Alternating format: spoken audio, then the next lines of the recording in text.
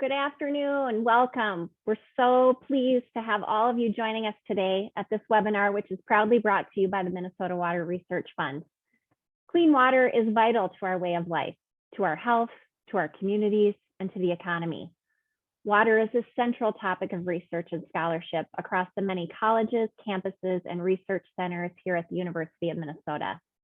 Today, we look forward to introducing you to several key leaders of our university's new Water Council and to sharing with you how we are bringing together scholars from all across our institution to collaborate, enhance, and accelerate water research.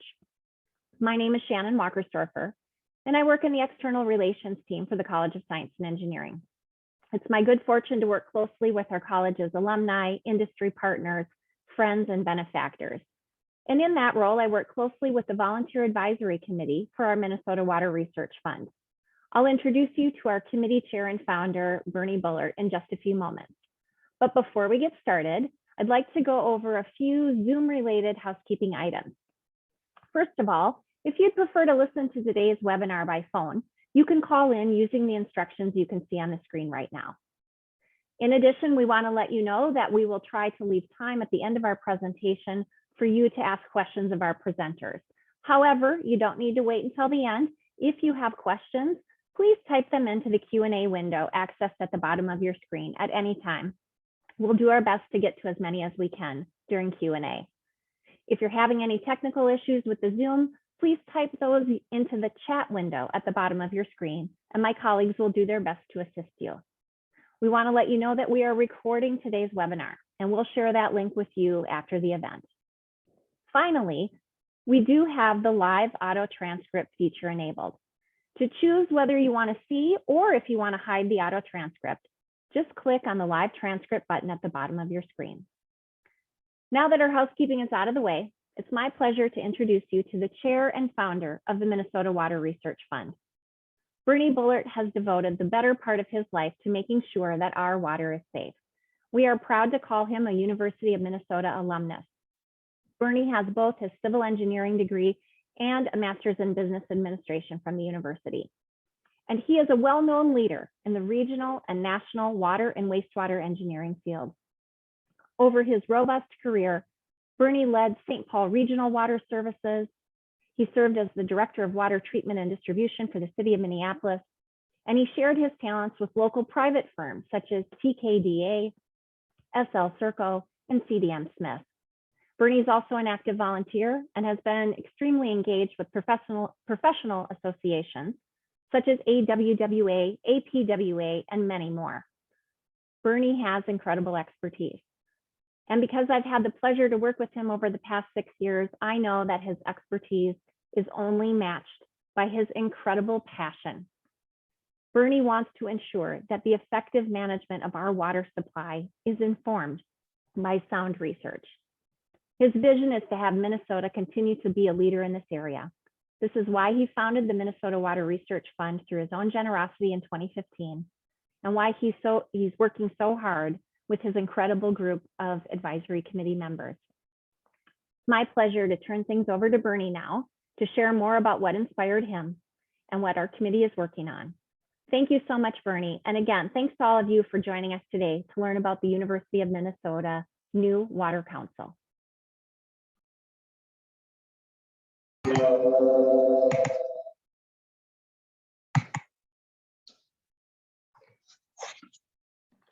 It's wonderful to have so many people joining us today. This is now the third research webinar hosted by the Minnesota Water Research Fund. I'm particularly excited about today's event and to introduce all of you to the work of the U of M Water Council. I've spent my life and career as an engineer focused on water. That's why I created this fund, as Shannon said. And here at my alma mater, the University of Minnesota College of Science and Engineering. Water research has an essential role to play in the future of our cities, states, and our nation. We cannot allow our knowledge, technologies, or water management practices to become outdated. Research is vital to ensuring access to clean water for the 21st century. The philanthropically supported Minnesota Water Research Fund currently supports faculty and student water research in the Department of civil, environmental, and geoengineering here in CSE. Our vision is to enable the university to be a nationwide leader in innovative water research to improve public health and protect Minnesota's water resources. We're already making an impact. In just 5 years, the Minnesota Water Research Fund has supported 6 research projects led by 7 CSE engineering faculty working with graduate and undergraduate students. In addition, our fund has invested in the purchase of water research equipment that will enhance research and teaching in CSE. We also regularly host research webinars like this one to introduce broader audience of alumni, water industry leaders, and external stakeholders to the water research happening here at the U. For more information on the Minnesota Water Research Fund, please visit our website. At this time, I'd like to take a moment to thank and recognize the volunteer members of our Minnesota Water Research Fund Advisory Committee, which is composed of the U of M alumni and water industry leaders whose names are listed on your screen. Dave, Lisa, Tricia, Bo, Andrew, Naeem, Michelle, Carl, and Stu, thank you for lending your time and expertise to help us expand the research and impact of the Minnesota Water Research Fund. Here at the University of Minnesota, we have a big vision around water research, and it requires the partnership and thought leadership of many people to make it happen. Throughout my career, I've seen the benefits of collaboration and how it can spur innovation. That is why I'm thrilled about today's presentation. The new Minnesota Water Council has an essential role to play in bringing together water research scholars from all aspects of our great university to accelerate research through collaboration and to connect external stakeholders to the vast array of water-related resources and information that already exists across our campuses. Please help me welcome our first presenter, Dr. Michael Oates. Michael Oates PhD served as the University of Minnesota Interim Vice President for Research, a position that oversees the institution's $1+ billion research enterprise across all campuses and facilities, as well as the UMN, University of Minnesota Water Council. Dr. Oates directly manages units responsible for sponsored projects, research and regulatory compliance, and technology commercialization, as well as 10 interdisciplinary academic centers and institutes.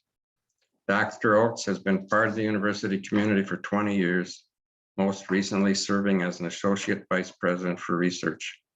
Outside of his administrative role, Dr. Oates is a professor in the School of Public Health Division of Epidemiology and Community Health, where his research aims to understand the social determinants of health. He has published over 135 articles in scholarly journals and author of the textbook Methods in Social Epidemiology. As a first-generation college student, Dr. Oates attended Holyoke Community College in Massachusetts. He later earned from his bachelor's degree and PhD at the University of Massachusetts Amherst. He joined the University of Minnesota as an assistant professor in 2001. Take it away, Dr. Oates.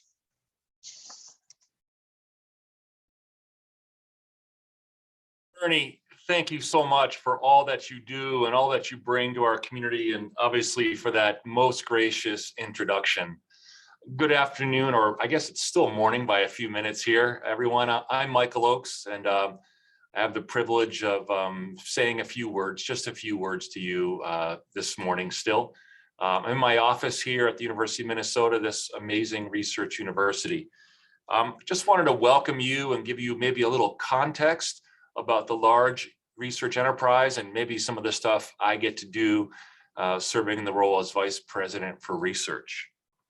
For those of you even who maybe graduated from our great university may not know what this Office of the Vice President of Research does.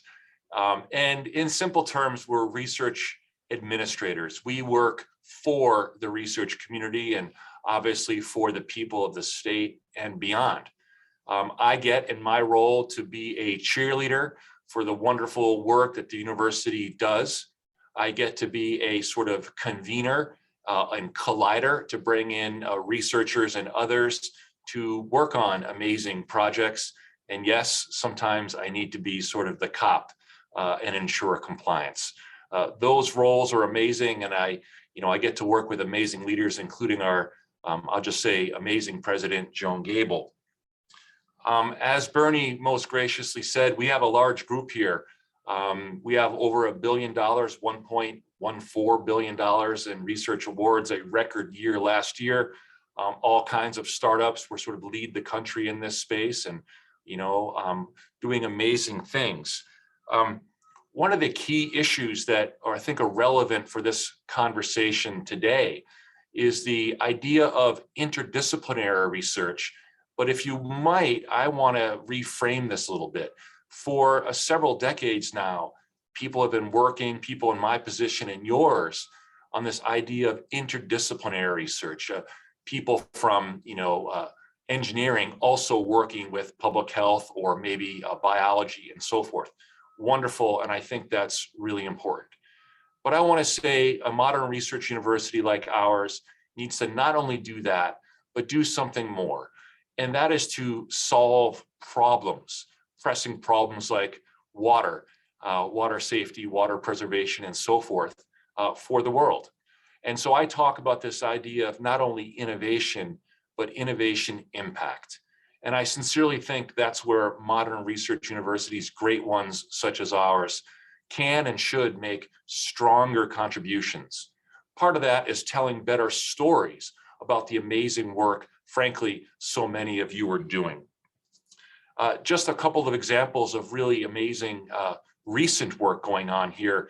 In the face of COVID, we have researcher from the College of Veterinary Medicine, Fong Li, doing fundamental research in the sort of structure of the COVID virus itself, having a major impact on all of our health and safety and all that that implies.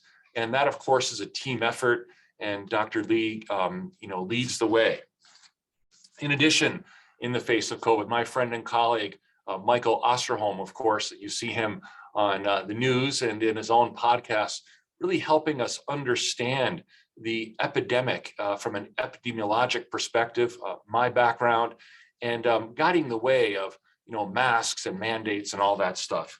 And Dr. Osterholm's group, CIDRAP, is just literally a national leader in this space and worth paying attention to. But far beyond this, our researchers, our engineers, and so forth have worked on ventilators, PPE, the design school, the behavioral scientists trying to help us understand vaccine hesitancy and so forth. And all of this is just for the one particular problem of COVID, not a small one, obviously. When it comes to water, there's so much more to do, and the importance is certainly no less than the COVID stuff. In my field of public health, we've of course realized that water, its preservation matters, but also it's an outstanding monitoring device for the sort of level of infection in the community. Well, all that brings us to the Water Council, this idea of not only finding out things, working together, but solving problems. And my friends and colleagues, the lawmakers in St. Paul that I get to work with on occasion, have historically wondered, how do they evaluate scientific applications for support to do better, to do improving the health and safety of the water, and of course the citizens and every other life form in the state.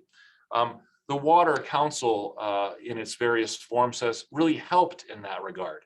And this is the kind of collaborative work we are really striving for. In addition, there's a great deal of water-related work going on across campus. This is from the various departments, all the researchers, as well as the students. I assure you, I hear from so many students these days on climate change and environmental impacts. And the university is really trying to up its game in this space. It is just downright essential for our work, but also for our future. And so I'm super proud of that. Water Council is front and center in this initiative, in this not only plan, but strategic requirement for our future. We get to support strategic research and applications. We get to bring values of the university to the state. educating people, working with corporations. We get to coordinate all the amazing water assets of this whole university system, including campuses sort of south, north, and west of me right now. We get to connect with people, regular people, if you want, about the importance of water, its protection, and how to be good stewards of it long into the future, and all that that implies. So the University of Minnesota Water Inventory, we sort of did a survey of what's going on here at the university, and we found more than 270 researchers amongst our approximate 4,000 working on sponsored, that is, externally funded water research. And this is just downright remarkable. In fact, if we put these researchers together in a room, we'd find out that they are one of the larger colleges on campus. So obviously sort of an affiliation group owing to the importance of water research. During COVID, this most difficult past, almost 2 years now, the network has continued its fabulous work, finding ways to work together, doing, quote, water cooler events, virtually. And that's just an amazing thing. So I just want to emphasize to you the importance of this organization, this work at our university system, for my responsibility of the research enterprise, but also beyond into the educational sectors and obviously into the service sectors. The work you all are doing is so vitally important. The interest, I'll dare say, for the next generations couldn't be more important. So with that, I just want to close and say thank you so much for inviting me to say a few words. It's always an honor. And I get now the privilege of introducing you to Jeff Peterson and Bob Sterner, who, here they are. Great, wonderful. And just quickly, Jeff is the director of the University of Minnesota's Water Resource Center. This is a partnership with our College of Food and Agricultural Natural Resource Sciences and Minnesota Extension. As director, Jeff gets to provide overall leadership for the center's outreach, teaching, and research. He's also a faculty member, professor in the Department of Applied Economics, a group I've got to work with on occasion, and just a fabulous group. For his part, Bob, I got to visit him recently as the director of the Large Lakes Observatory up in that beautiful place in Duluth. He's the Department of Biology professor, and he's particularly interested in limnology, which is the science of inland waters. Boy, do we need that kind of work. He is a multidisciplinary guy, of course, physics, biology, chemistry, and so forth. And this is really the kind of work we need going forward for the interdisciplinary problem-solving work to address water. With that, I thank you so much. And I guess it's you, Jeff, next. I'm going to start with a slide or two here, then turn it over to Jeff. Thanks, Michael. Yeah, so Bob Sterner here, talking to you from Duluth. Thanks everybody for teeing us up here so that Jeff and I can tell you about these exciting things that are going on across the university with pulling researchers, educators, outreach professionals together under this, I almost said a water umbrella, but I guess the point to an umbrella is to keep the water off. But to get us started, I'm going to tell you very briefly about the unit that I work in. Jeff will do the same, and then we'll talk about the connecting tissues that keep all of these programs together. Here at Large Lakes Observatory, we have a unique mission, one that I'm very proud of, and one that I don't think exists anywhere else on Earth, because we have a mission to perform scientific studies of the large lakes of Earth. Lake Superior is special. We see it every day. We do a lot of work on Lake Superior, but Large Lakes Observatory is founded on the premise that the large lakes of Earth deserve special attention. And a point that people may not fully appreciate is how heterogeneously water is distributed on Earth. In fact, only five lakes contain more than half of all globally accessible fresh water. So these sorts of environments are the ones that we focus on at LLO. Themes that receive special levels of attention here at LLO include climate, both warming and impacts of climate and storminess, changing patterns in winter, how that results in shifts in food webs, including harmful algal blooms. We do a lot of work on the movement of carbon and nutrients and the microbes that are the main players there, and invasive species. And LLO has a long history of studying the past as a key to the present and the future. So that's what we do as our little piece of the water ecosystem here at the university. I'll turn it over now to Jeff, and then he will talk for a while, and then I'll come back and talk to you again. Over to you, Jeff. Great, thank you, Bob. So as Bob said, I'll talk for a little bit here. I'll start by mentioning some of the work we're doing in our unit, the Water Resources Center. Then I'll give you a little bit more context and background about the breadth of water work going on here at the university, why the Water Council was created, some of the activities we've been doing so far, more or less bringing us up to the present. And then I'll turn it back over to Bob. He'll talk about some of our most recent activities and our plans for the future, which is a discussion we'd like to have with all of you. So at the Water Resources Center, our focus is on the types of water problems that are tightly linked to land use, land management practices, and furthermore, those types of problems where the land use and land management decisions are made by a broad range of individuals, businesses, households that are distributed across the landscape. Those types of problems are complex because there's lots of interrelationships there in both the biophysical and the human system. Within that space, we have 5 focus areas: urban stormwater, ag and rural watersheds, decentralized wastewater, groundwater, drinking water, and surface water, and aquatic ecosystems.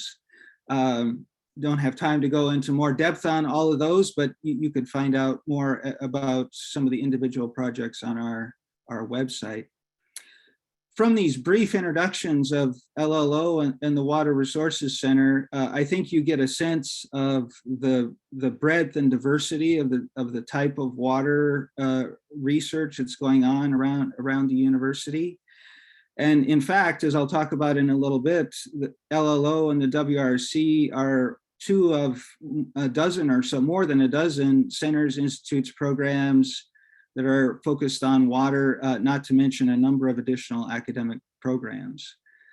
So the diversity of things that we're doing in part is a reflection of the fact that we're situated here in Minnesota with where water is so important and we have so much of it, so many different types of water resources.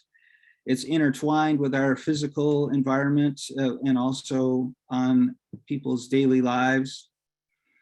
And kind of in recognition of all of that, the Water Council, one of the recent things we did was to develop a brand, if you like, for the water work we're doing across the university. We call the State of Water.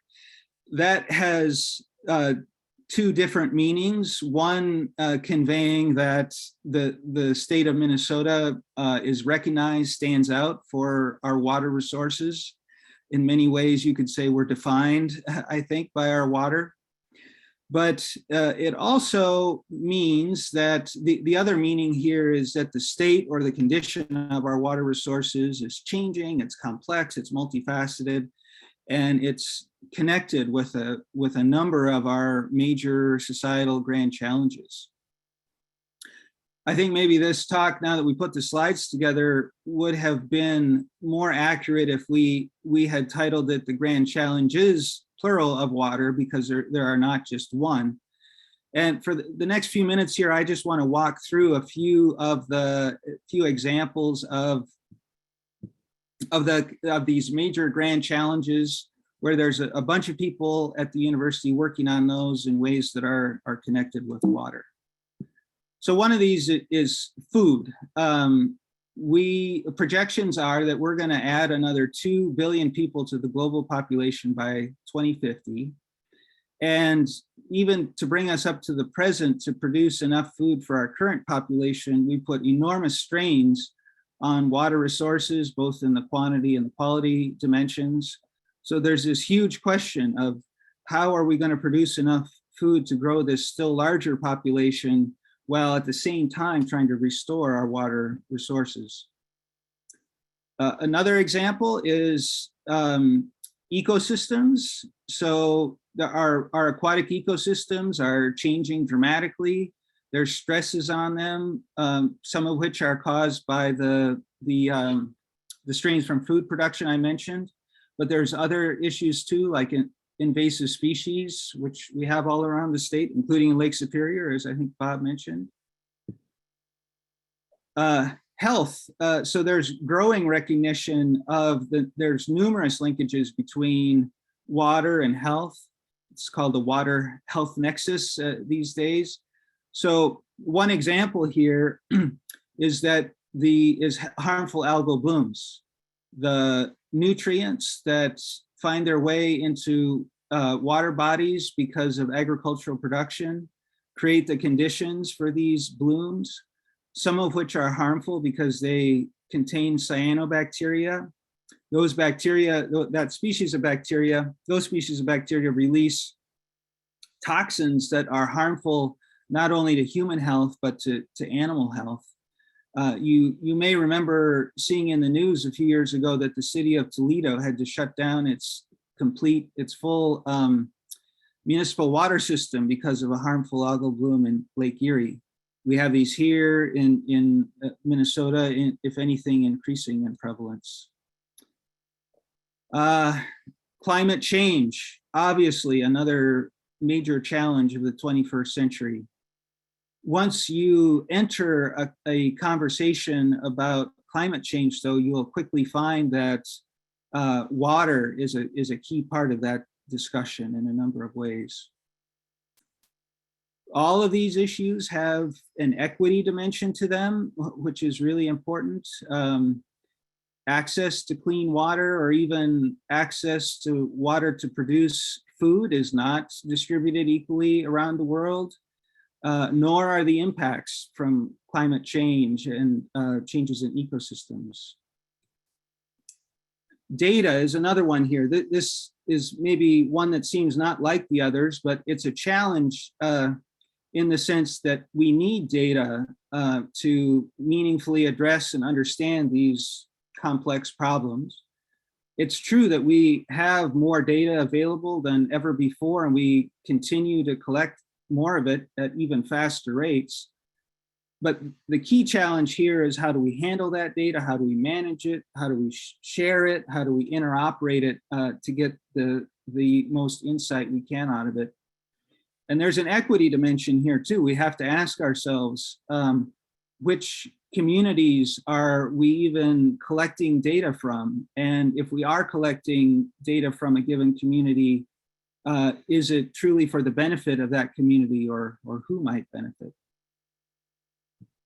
So this is not a complete list of grand challenges, and there's a lot of other topics we could name here that people around the university are working on related to water. But hopefully this is enough to illustrate a couple of things. One is that if you look at this array of 21st century challenges, water is just a key part of so many of them.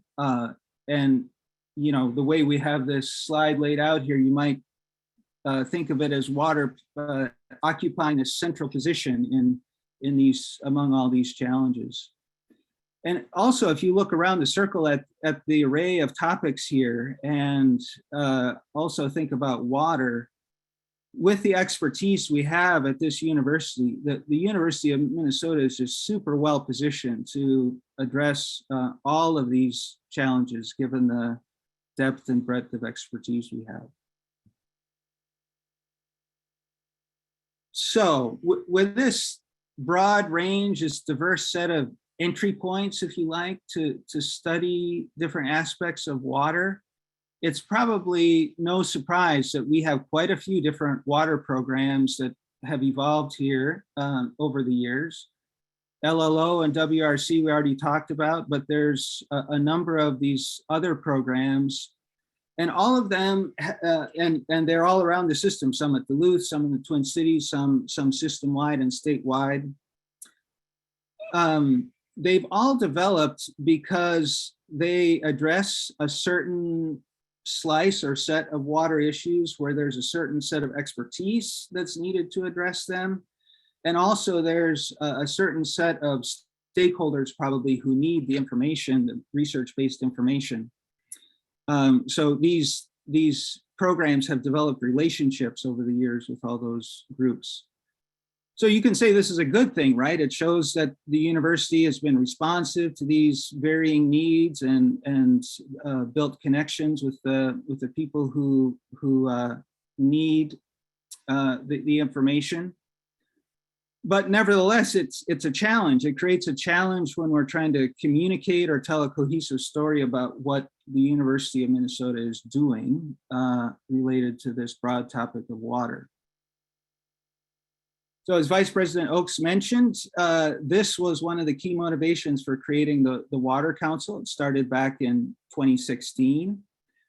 The idea here was there's a need not only to communicate better about what we're doing, but also there's a lot of potential to, if we can coordinate better in ways that can make the whole greater than the sum of the parts. The council is set up to be made up of leaders from these various water programs I mentioned, along with faculty and staff and students around the university system. And what you see on the slide here is the mission statement that the council developed in response to the charge from the Vice President's office. So you see here, focus on strategic development. We're trying to add value to what we're doing, coordinate across all the various universities' water assets, connect with people both inside the university and outside. One of the first things we did was to create a website that gathered information on all these different units and programs who are working on water and some of the things they're producing. It lays out the goals of the council and some of the impacts. There's stories there about some of the impacts of the water work.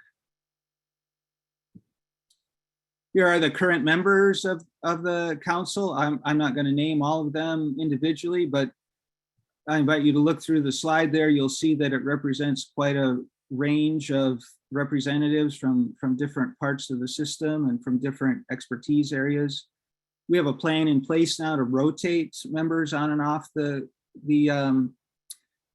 council so that we're bringing in fresh and diverse perspectives all the time.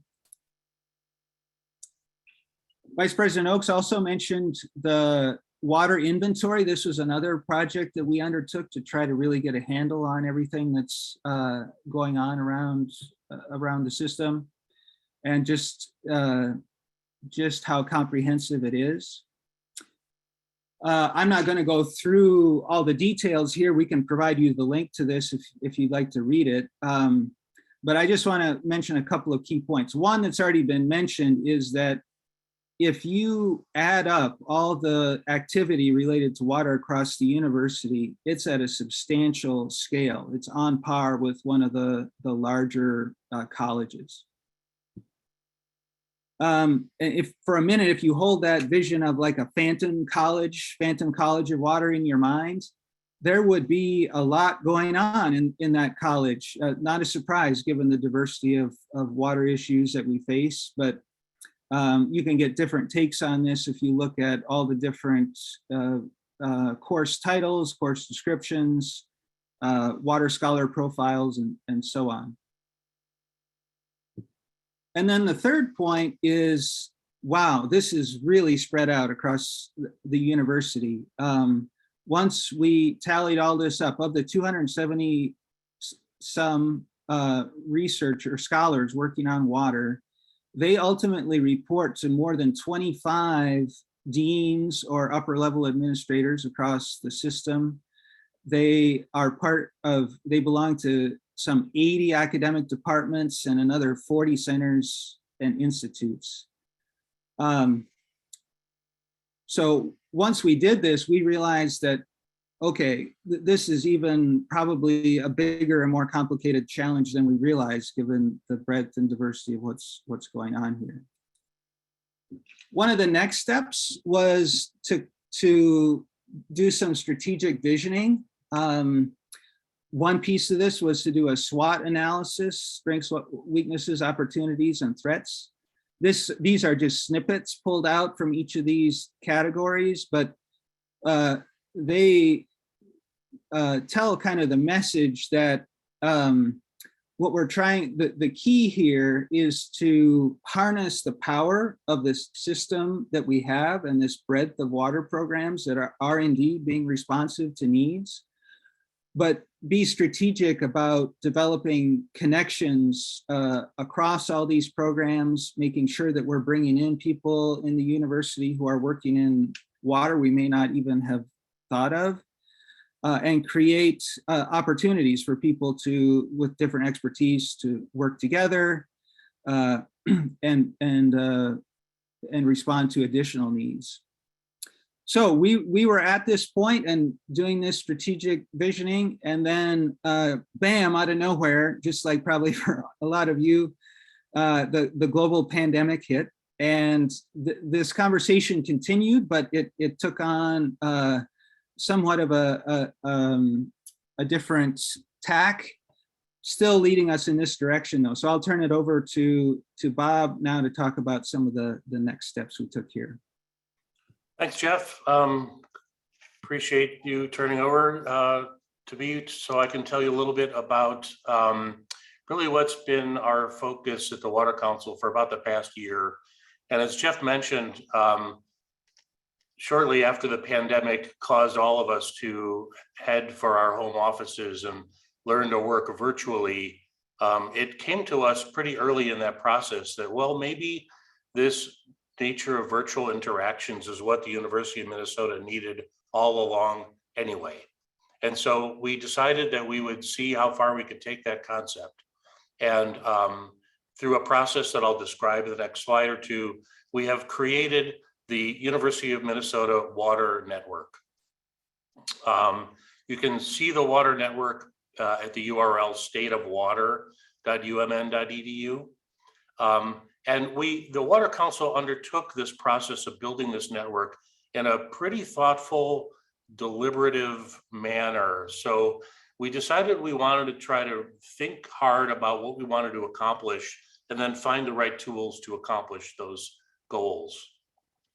We started out with a vision committee who didn't really try to create anything, but wanted to articulate better what it was we needed in order to bring these various water units together. And you see the three goals labeled there on the slide: to create a place for university members, by doing so, stimulate growth and development of scholarship, and then to sustain and grow this into the future. That vision committee also determined that the virtual community that we were going to build should first serve and support the University of Minnesota students, staff, and faculty.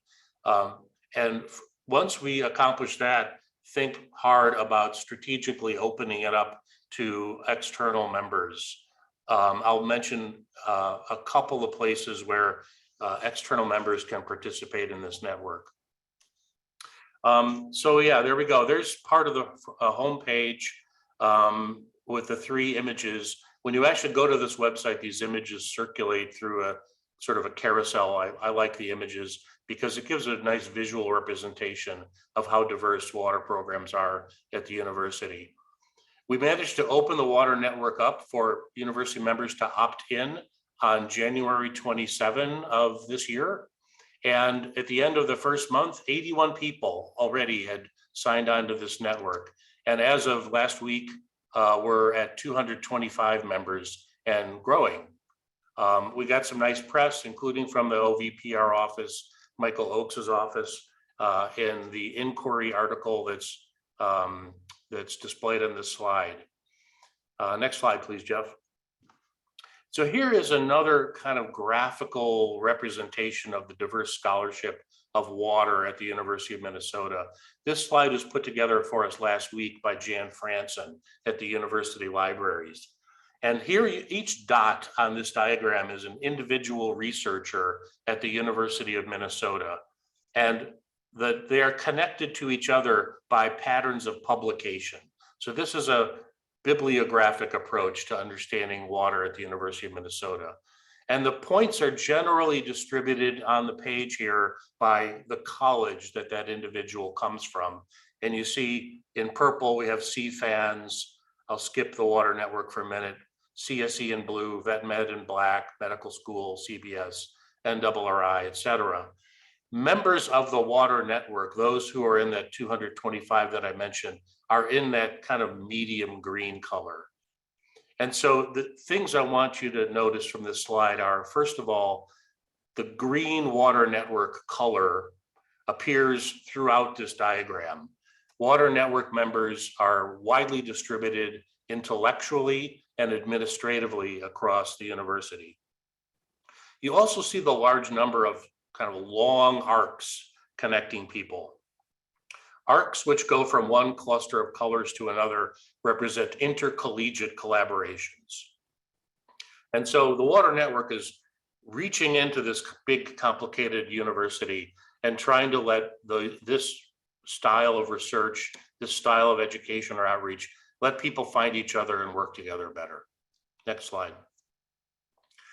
The water network includes several different things. One of those things in the network is something we call water circles. And water circles are, I think of them as working groups where individuals have come forward to lead some effort in some topic. And we currently have these 5 water circles: water and the Sustainable Development Goals, Minnesota cyanobacteria, stormwater, culture of water, and an educational water circle. So these are ongoing conversations among subsets of water network members where they have articulated to each other what is something they wish to accomplish, and they work to do it. We anticipate these water circles will have a lifespan of something like 6 months to 2 years. We're always open to more water circles. This is one place where external members, people outside of the university, are very welcome to join us, because water circles are in fact encouraged to have some external members. So if you are outside of the university, but one of these topics is of interest to you, go to our webpage under water circles, find the leader for the topic that interests you and contact them and ask to be included in the discussions. Next slide. The other thing, and Michael Oates mentioned this, we have events that we call water coolers, where the inspiration is just like a water cooler in an office complex. You get up from your desk, you walk down the hall to fill your glass, and you run into colleagues and you have a conversation. We have events like that, no agenda, meetups, basically approximately once a week. And over time, we've gotten something like from small number, maybe 5 people showing up, to as many as 20 or 30 people showing up just to take a few minutes out of their day to meet each other and find out what's going on around the university. There also are topical water coolers where an individual host has said, I want to lead a discussion or make a brief presentation and get ideas about particular topics. And at the bottom of the slide, you can see our upcoming water coolers. One coming up right away tomorrow is focused on graduate students in the network. And then we have other water coolers coming up on community engagement, Great Lakes programs out of the NRRI, drought, and the value of water. So looks like slide sharing has stopped now. That's what we've got for you today. We're very excited about the connections that are being made in this water network, and we are hoping to see people find each other, work together more than they even did in the past, and work to address some of these significant global challenges. Thank you. Thank you so much, Jeff and Bob, and thank you to Dr. Oates, who had to jump off. We have just a few minutes to take some questions from the audience. So again, if you've got a question, you can go ahead and throw it into our Q&A. Just use the button at the bottom of the screen. Bob, it looks like we lost Jeff for just a minute, internet issues, so I'm going to toss if it's okay. Oh, here he comes. Wonderful. Back now. Sorry about that. We had a question from our participant, Naeem Qureshi. His question for the two of you was, what is the role of conservation in meeting these challenges? You want to start, Jeff? Yeah, that's a good question. And, you know, if you go, I was just thinking, if you go back to that circle of grand challenges that I mentioned before, I think conservation comes up in various contexts in probably all of those. And it takes on different meanings in different conversations. So it can be conservation of water use itself, water quantity, which is important in especially semi-arid parts of the world. But it also has to do with, in the kind of problems we work on, conservation, what are called conservation practices that go on the landscape. And conservation practices are often the ones that have some benefit for water quality and water quantity.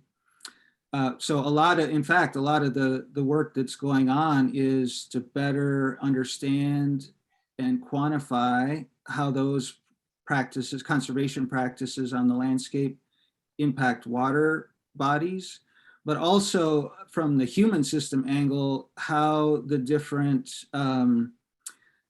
decision environments that people face are affected by policies, incentive, markets, connections in social circles, and how those affect conservation behavior. Great, thank you. Another question we've received from Craig Moody says, is there still a connection between research and physical plant of the university by way of a stormwater management committee? I'm not really able to comment on that one, Jeff. Can you? I believe that there is. There was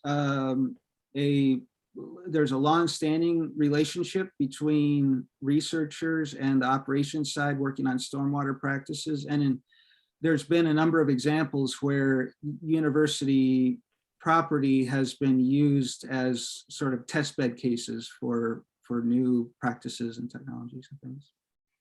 I'll just add to what Jeff said, because the existence of the water network and the existence of these water circles, one specifically on stormwater, means that anyone outside of the university looking at our State of Water website could find the stormwater water circle and get in touch with that circle, which will bring you directly in touch with many people who are interested in stormwater at the university. So questions like that one are ones that are often very challenging for us to address even from within the university, because none of us know everything that's going on. But the existence of this network opens things up to where people seeking information about what the university is doing, they have an approach now that can help them find their answers.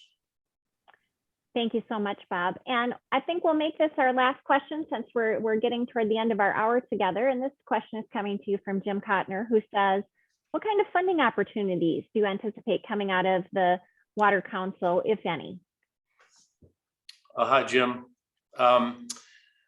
I'll try this, Jeff, and you can add as you see fit. The Water Council has existed, I would say, on a shoestring budget, and that's not meant to be a negative statement. We're pleased to exist. We're pleased to do what we've been able to do so far, but it hasn't had, I would say, significant budget to work with. We were able to assign a couple $1,000s to each of several of the water circles, just to help them do some of the things they wanted to do. Fundraising is an important task, and this meeting started out with a lot of discussion about supporting research. And I would like to make the case now that the existence of the Water Council and the Water Network means there really is kind of a focal point or a target that people can look at, work with in order to support these kinds of broad interdisciplinary water initiatives. So Jim, I hope the funding picture will become much better in the future than it has been so far. We certainly do hope that we'll be able to have another round of water circle applications and to provide a little more funding for water circles to work. Thank you so much, Bob. And thank you to both you and Jeff for your comments today. And please stay tuned. It is my pleasure, as we get ready to wrap up, to welcome Bernie Bullard back to say a few wrap-up comments and to just let you know how you can get connected with us. So Bernie, if you want to rejoin us, turn on your monitor and your audio, and we'll let you take it away.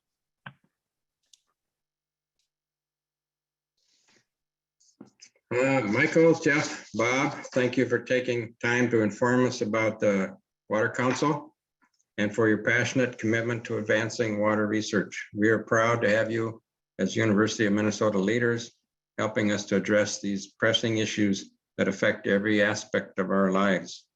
And thank you, Shannon, for helping me organize all this stuff. You are the gem. And thank you for everyone that joined us today on Zoom. We hope this will inspire you to stay connected with us at the university. Being thought partners and supporters are always welcome. On this slide, you can see there are a few easy ways to get connected with us. If you want to stay informed about our work or be invited to future presentations or events, you're invited to join our email list. Just contact Shannon and she will set you up. If you have research ideas or questions, reach out to me directly via my email or message me on LinkedIn. If you found today's presentation to be informative and inspiring, please feel free to share the recording with others in your network of contacts. Watch your email in the next few weeks as we'll send out a link for the recording. Finally, advancing water research takes financial resources. We would welcome your philanthropic support for water research.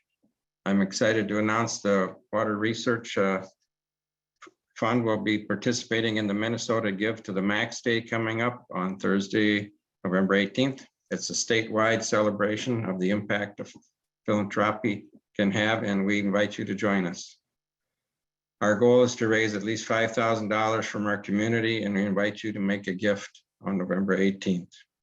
To encourage everyone to give, I am offering a matching gift. The first $5,000 in gifts made to the Water Research Fund will be matched 2 to 1. The online giving link is shown on the screen now, and if you have any questions, please don't hesitate to let me know or contact Shannon directly. Thank you in advance for investing in our goal to ensure the University of Minnesota is a national leader in innovative water research that improves public health and protects and preserves Minnesota's water resources. Have a wonderful afternoon, everyone, and we'll see you next time as we